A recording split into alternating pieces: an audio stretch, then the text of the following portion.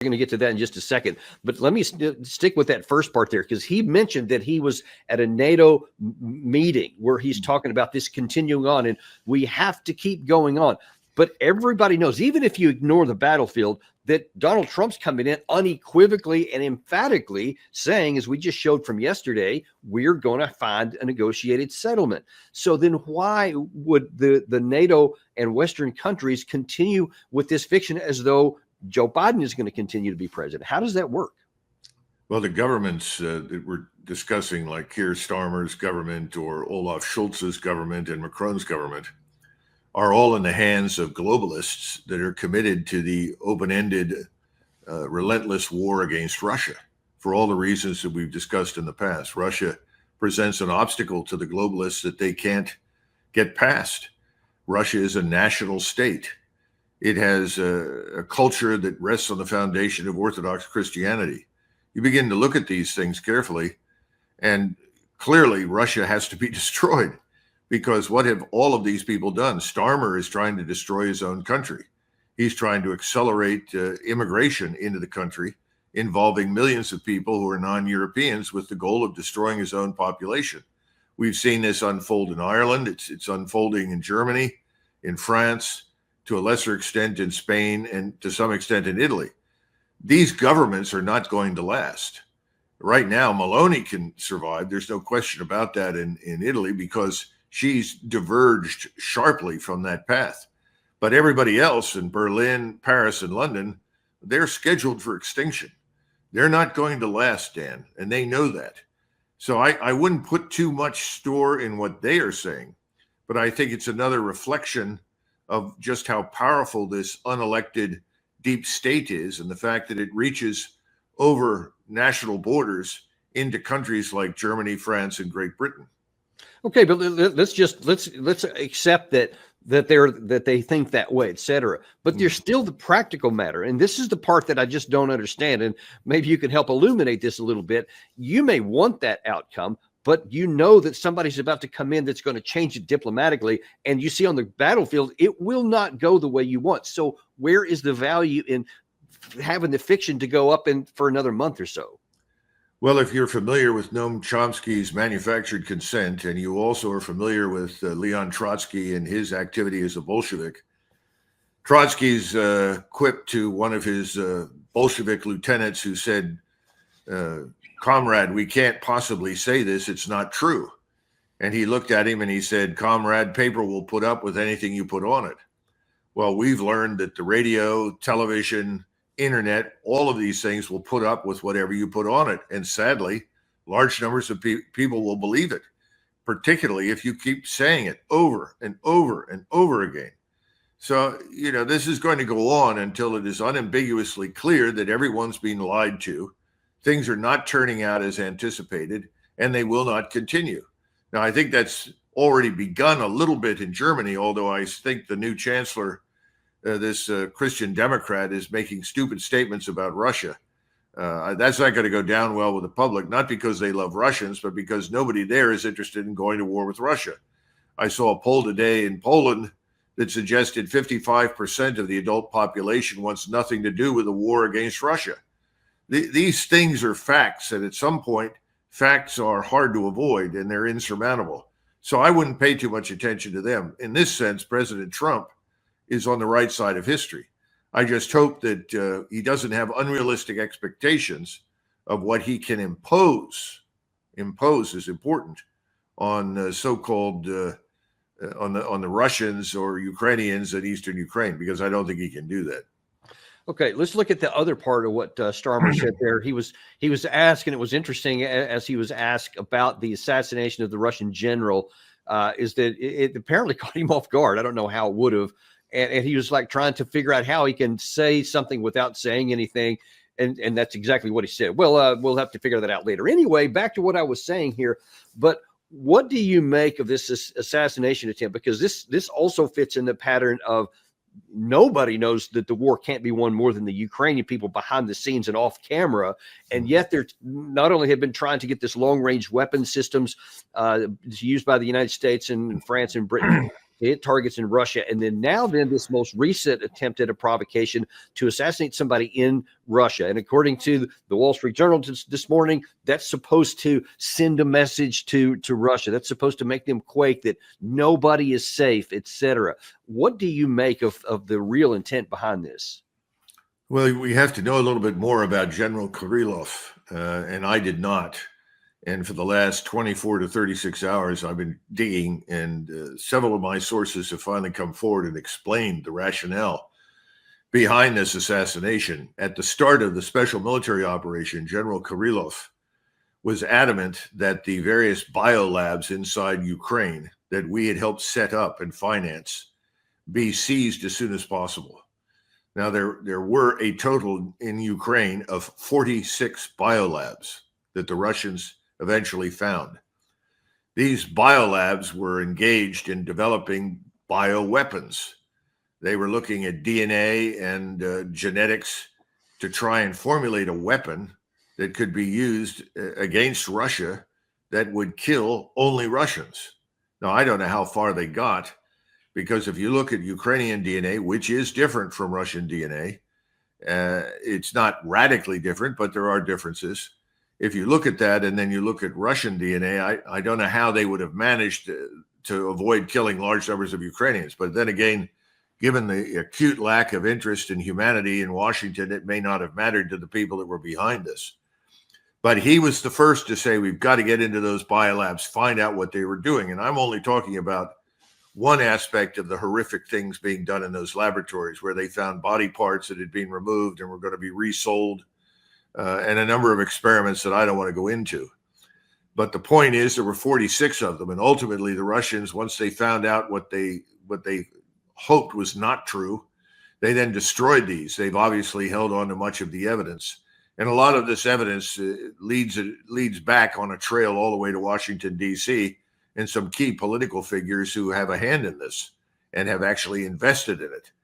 It's pretty frightening. In addition, he also identified the Kharkov Institute, which was the one place in Ukraine that was capable of developing a nuclear weapon. Now, how much Ukrainians were able to rescue from Kharkov before it was overrun by the Russians, but the Russians did get into it. They did get to the Kharkov Institute, and they discovered that there were efforts underway to create a suitcase nuclear weapon. We've heard lots about this in the media. Apparently, that was actually underway. Kirillov was behind all of the discoveries. He was the one who was tracking closely with Russian intelligence what we and the Ukrainians were doing in Ukraine. The military ultimately went in, at first was skeptical, but then when they began to discover the accuracy of his assertions, they went into all of them. And they've eliminated the labs, and they have shut down this thing in Kharkov Institute. But when you understand that, then you can understand why this criminal Ukrainian state, this organized crime state we pretend is a democracy or some other nonsensical thing, wants to kill the man, because he revealed what they were up to. And that's something they didn't want anyone to discover. And we've talked about that. I think just yesterday on our show, we showed the headline from online right now at the Defense Threat Reduction Agency, DTRA, I think they call it, where we admit there were 46 labs in the that the United States had funded. It's in. So this is not conspiracy theory kind of stuff. They, in fact, we still to this day admit, yeah, the stuff was there. And then they tried to shift it away and say, but, it was just a Russian propaganda misinformation campaign, because really everything was really cool. Now, there's out today an additional, or maybe it was yesterday, from the UK. Michael Clark went on Sky News to try and explain a different reason why Kirill may have been taken out. Kirillov was in charge of CBN, chemical, biological, nuclear, by which we mean radiological. And he was in charge of the protection of Russian troops from those elements, chemical, biological, radiological. But his role went far beyond that. His actual behavior was that he was involved in the planning of chemical warfare in Syria. And he's had a great deal to do, and that's what the British government think, with chemical warfare all the way around the front in Ukraine. The K-51 gas grenade, a grenade that carries CS gas, but in some cases in lethal concentrations, is ubiquitous all along the front. It's used all the time. And there have been traces of sarin and cyanide in a number of chemical attacks. The Ukrainians have said that about 5,000 attacks have taken place. Western analysts say that might be a slight exaggeration, but the number is more or less credible. It just seems a little bit unusual and skeptical when you're going to claim that there have been 5,000. Yeah, there's that Ditra headline that Gary was showing yesterday, that there are 5,000 chemical weapon strikes used by Russia. We've never heard about it until after this assassination. What do you make of this charge? Well, first of all, I think we've learned by now not to believe much that the Ukrainians say. I mean, we're back to the ghost of Kiev. And I think the Russians have been extraordinarily careful. Putin certainly has. I see no evidence for what they're arguing. Now, could someone have done something somewhere along the, 800-mile front? I have no idea. But I think that Ukrainian assertion is ridiculous. I think, on the other hand, what I've told you is quite true. And this is an old Bolshevik trick.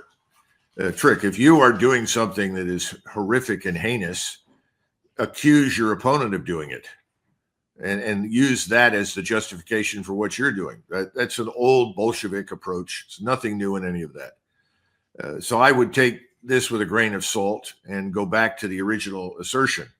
Were there any biolabs being established along the border of Ukraine by Russians for use against Ukrainians? Answer, no. Well, then why would the Russians then suddenly turn to the use of chemical or biological weapons against Ukrainians? They haven't. And that's not the sort of thing that the Russians are going to do in proximity to their own territory. Yeah. But this is a mountain of lies that's being built. And the mountain has to be dismantled. It will be, but not quickly. Now, I also noted something else. He talked about Syria. And you and I have exchanged comments on this. You know Ted Postel. And we know what a number of British observers have said, that MI6 staged 2 false flag events, both of which attracted missiles that were fired at Syria at President Trump's insistence. President Trump needs to understand that he hasn't had much truth from anybody in the intelligence community. He hasn't had much truth from anybody at the top of the Department of Defense. If he doesn't have truth tellers there, he's in a lot of trouble, because the people that are at the top of those organizations have a lot of people under them that are not telling them the truth. So we don't know what's going to happen after 20 January. I have always said, and I repeat this with all sincerity, Donald Trump is a man of good intentions and he is sincere, but he is frequently misinformed or simply lied to, boldface, lie. And that's a problem that exists now, and it's going to exist in the future. He's going to have to deal with that. And I hope that the people he's appointed are going to be able to tell him the truth. Yeah, it's one of the reasons I'm really hopeful that Tulsi Gabbard gets that DNI position, because that will put somebody that's willing to tell the truth in a key position. We'll have to see if that works out there too. Well, I think it's important that you mention that, because no one on the Hill has raised objections to this Ratcliffe individual who they're going to put in charge of the CIA because he's one of their own. Tulsi Gabbard isn't. And they're doing everything in their power to destroy her before she ever gets to the hearing. And I'm sure they'll take every opportunity to destroy her at the hearing, because she's inclined, God forbid, to tell the truth. Right. And we need a good dose of truth. We haven't had much truth for the last 30 years. Indeed, we have not. And that's one of the reasons I'm so hopeful, and why we are so much a big fan of hers here on this show. I want to look at one other aspect, because we're going to shift actually to Syria here in just a second. But I want to look at one thing that we haven't talked much about, the Russian reaction to this so far. Let's see. Dmitry Medvedev actually came out and said, listen, there is going to be a response to this. Those who killed Kirillov. And he specifically says, we need to do everything to destroy the customers who are in Kiev. These customers are known. This is the military political leadership of Ukraine. Now, Medvedev is well known and famous or infamous, depending on your point of view, for saying lots of hyperbolic things, etc., many of which don't come true. But he's also talked about many things that have come to pass. Do you think that Putin, as restrained as he's been in some areas, will allow this assassination in the capital, not far from the Kremlin, to go without response? And if not, what do you think may come from Russia? I can't predict what the response will be, only that there will undoubtedly be a response. This is not going to pass unnoticed or unpunished, particularly at this point in time when Ukraine is weaker than it's ever been. In fact, I don't know that the Ukrainian nation state per se even exists anymore. The military is fragmented and disintegrated. So I'm sure something will be done. I can't predict it. But again, you've got to be careful. Medvedev has always been, as you say, very hyperbolic. Remember that President Putin, as the head of state of Russia, must first and foremost think of what's in Russia's larger interest. He's done very well in that capacity, in my judgment, because he's kept Russia out of a major conflict with us, and for that matter, with NATO. He's avoided it. I think he wants to continue to avoid it, as any sane person would. Hopefully, when President Trump takes the reins of power, he will be able to cooperate with Putin in avoiding that collision that would be catastrophic for all of us. Certainly, we hope that's the case. But he's not in power yet. And so we still have some head-scratching, eye-opening kinds of actions from the current administration. And one of the key areas is in regard to U.S. troops in Syria. Now, of course, obviously, the Syrian regime has fallen. There's all kinds of chaos in there. You have, groups that we currently identify as a al-Qaeda-based terrorist organization. The guy Jolani, who's leading the HTS, still has a $10 million bounty on his head. You have Turkey doing some things in the north, Turkey-backed groups against the SDF, Israel in the south moving in, taking territory, etc. All kinds of chaos in there. Now, as we've been arguing, this is a golden opportunity to finally get our troops out of Syria and get them out of harm's way, because there's no value to our country to leaving them there, or so I argue. But apparently Matt Miller yesterday seems to be talking about sending more in. We continue to look at when the right time may be to get American personnel into Syria. But when we do that, just let me finish. When we do that, we have to make sure that we can do it in a secure way. And when the United States makes a move like this, it matters. It's something that's watched by the entire world. So we want to make sure we go in at the appropriate time. We want to make sure we do it in a way that's secure. We want to make sure we do it in a way that meets the other missions that we need to answer when we go into Syria. We're working through all of those issues now. Now, one thing that the administration said early on after Assad fell was that they wanted to beef up force protection in this, among the troops that are in Syria.